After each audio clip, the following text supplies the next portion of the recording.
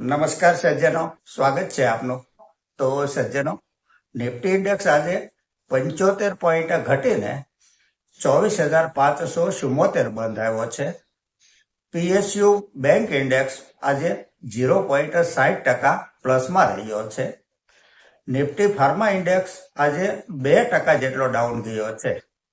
Gold ઇટીએફમાં આજે નજીવો ઘટાડો રહ્યો છે. સિલ્વર ઇટીએફ 0.5% પ્લસમાં રહ્યા છે. ક્રૂડ ઓઇલ 1.5% વધીને ટ્રેડ કરી રહ્યું છે. સજ્જનો, અહીં કંપની તથા ફંડામેન્ટલના વીતેલા ઇતિહાસની ચર્ચા માત્ર અભ્યાસના હેતુથી કરીએ છીએ, જેને ખરીદ વેચાણની ભલામણ નહીં સમજવા આપ સૌને એક વિનંતી કરું છું. આજની ચર્ચાની પહેલી કંપની છે લુપિન લિમિટેડ. આ એક ફાર્મા કંપની છે જે ભારત, અમેરિકા, યુરોપ, દક્ષિણ આફ્રિકા, એશિયા ખંડના દેશો તથા મધ્ય પૂર્વના દેશો જેવા 100થી વધારે બજારોમાં બ્રાન્ડેડ તથા જેનરિક દવાનો વ્યવસાય કરે છે. ફંડામેન્ટલનો અભ્યાસ કરીએ તો જે સેલ્સ જૂન 24 ક્વાર્ટરમાં 5,600 કરોડનું હતું તે વધીને 6,268 કરોડ થયું છે. નેટ પ્રોફિટ 806 કરોડથી વધી 1,221 કરોડ થયો છે.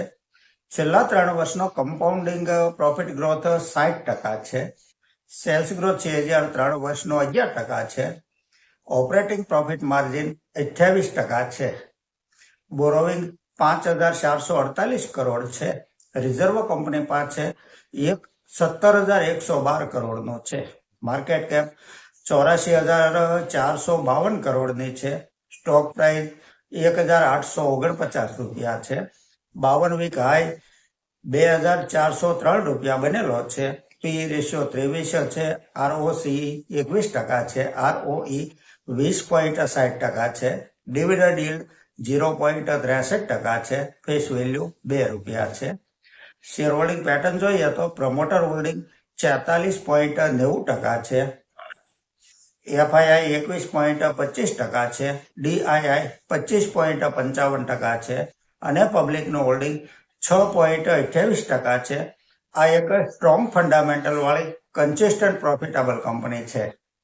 આગળની કંપની છે કેન્ટાબિલ રિટેલ ઇન્ડિયા લિમિટેડ. રેડીમેડ કપડાં બનાવી અને વેચાણ કરતી આ કંપનીનું ફંડામેન્ટલ જોઈએ તો જે સેલ્સ જૂન 24 ક્વાર્ટરમાં 128 કરોડ હતું તે વધીને 159 કરોડ થયું છે. નેટ પ્રોફિટ 11 કરોડથી વધી 15 કરોડ થયો છે. છેલ્લા 3 વર્ષનો કમ્પાઉન્ડિંગ પ્રોફિટ ગ્રોથ 25% છે. સેલ્સ ગ્રોથ 3 વર્ષનો 23% છે. ઓપરેટિંગ પ્રોફિટ માર્જિન 31% છે. બોરોવિંગ 411 કરોડ છે. રિઝર્વ કંપની પાસે 376 કરોડ છે. રિઝર્વની સરખામણીમાં બોરોવિંગ થોડું વધારે કહી શકાય. માર્કેટ કેપ 2,098 કરોડની છે. આ એક સ્મોલ કેપ કંપની છે. સ્ટોક પ્રાઇસ 251 રૂપિયા છે. 52 વીક હાઈ 335 રૂપિયા બનેલો છે. પી રેશિયો 27 છે.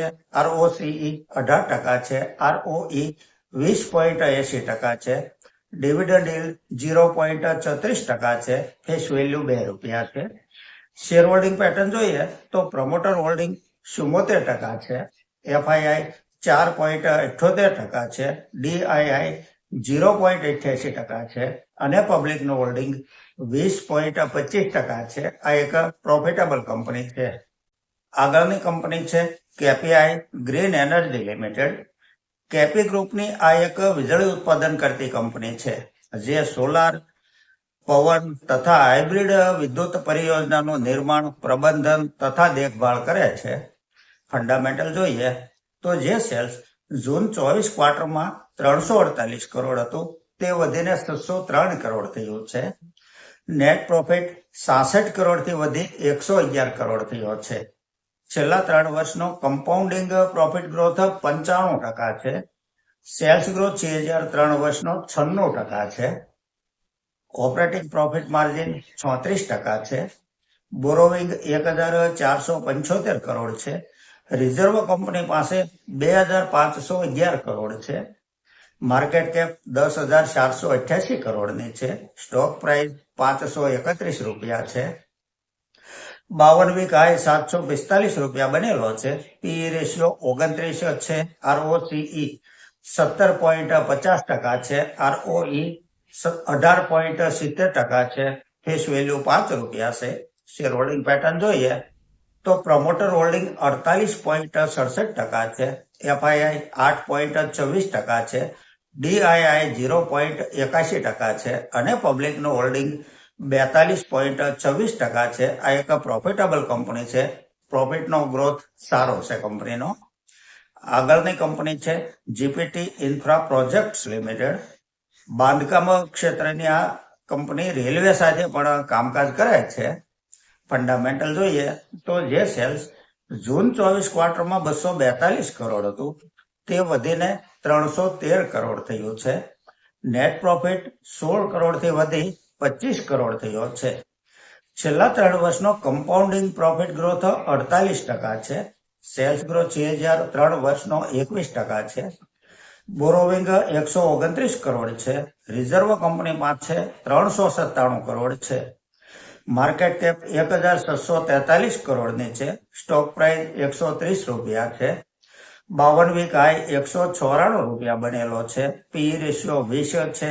ROCE 22% છે. ROE 18% છે. ડિવિડન્ડ yield 2.31% છે. ફેસ વેલ્યુ 10 રૂપિયા છે.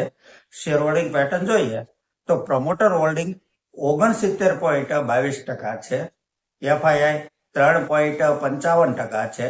DII 7.51% છે અને પબ્લિકનું હોલ્ડિંગ 19.71% છે. આ એક પ્રોફિટેબલ કંપની છે. ફંડામેન્ટલ સારું છે કંપનીનું. આગળની કંપની છે ગ્લોબલ એજ્યુકેશન લિમિટેડ. શૈક્ષણિક સેવા પ્રદાન કરતી આ કંપની ઉપર વાત કરવા એક સજ્જન કહે છે.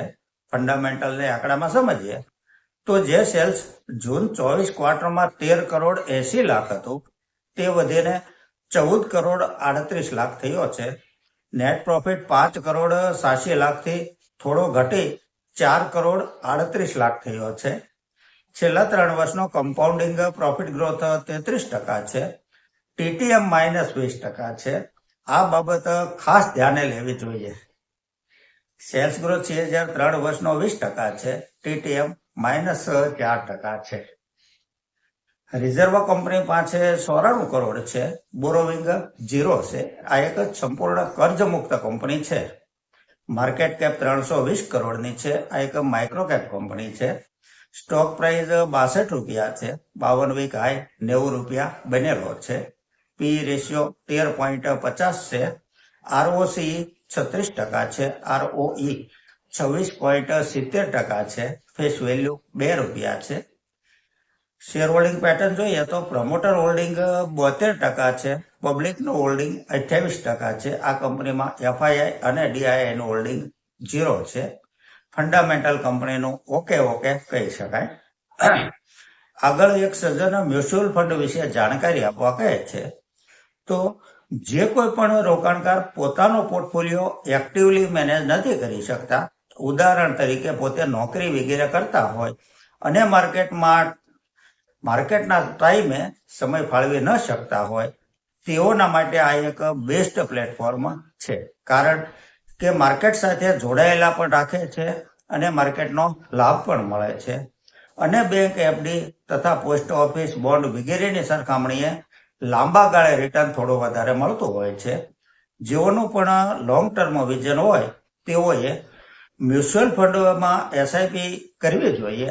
લમસમ ઇન્વેસ્ટર નહીં કરવું જોઈએ. હવે કોઈ કહે કે SIP કરીએ તો અમારી મૂડી બેંક એકાઉન્ટમાં ફાલતુ પડી રહે તો તેનું શું કરવું? તો સૌથી પહેલા આ મૂડી લિક્વિડ ફંડમાં ટ્રાન્સફર કરી દેવી જોઈએ, રોકી દેવી જોઈએ અને તેમાંથી ઓટોમેટિક SIP થતી રહે. આનાથી મૂડીનું રિટર્ન પણ મળશે અને જોખમ પણ ઘટી જશે. તો સજ્જનો, આ સાથે આજની આ ચર્ચા એ પૂરી કરીએ છીએ. જો આપને ચર્ચા પસંદ આવી હોય તો લાઈક અને સબસ્ક્રાઇબ કરવા વિનંતી કરું છું. નમસ્કાર.